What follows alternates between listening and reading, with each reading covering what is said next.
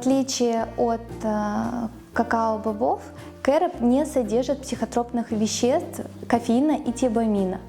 Кофеин не рекомендован детям до 3 лет, а также беременным и кормящим, потому что будоражит нервную систему, воздействие прямо на мозг. Я сама как мама могу сказать, что ребенок после того, как поест маленький кусочек покупного шоколада, где-то в гостях кто-то угостил, он становится прям неуправляемый. Вся энергия, она выплескивается вот в течение 5, 10 или 15 минут. Если я даю ему конфетку из кэроба, нет такого скачка энергии. То есть энергия распределяется на какой-то промежуток времени. Кэроп — это просто сундучок с витаминами.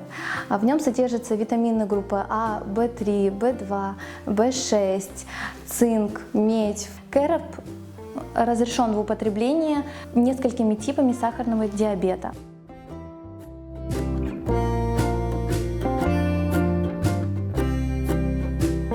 Финик – очень значимый фрукт у нас в религии.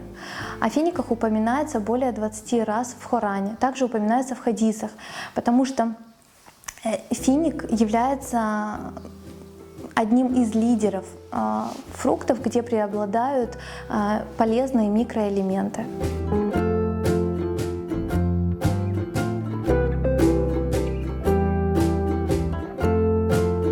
Иногда такое бывает, что я настолько увлекаюсь процессом создания шоколадных изделий, что я забываю о времени. Вроде бы казалось, час прошел, может 2, а на самом деле нет, уже вот я смотрю в окно и уже рассвет.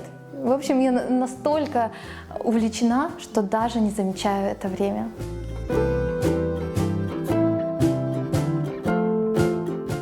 Конечно, мощная поддержка — это моя семья, мой муж, особенно перед календарными праздниками.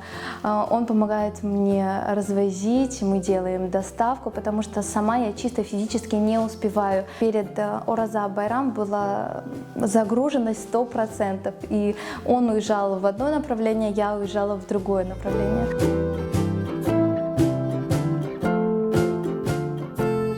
Меня просто гипнотизирует та нить шоколада, которая стекает с лопатки, когда я темперирую его.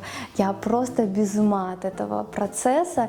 И если я начну делать в плохом настроении, я уже это проверяла, никакой работы абсолютно не будет.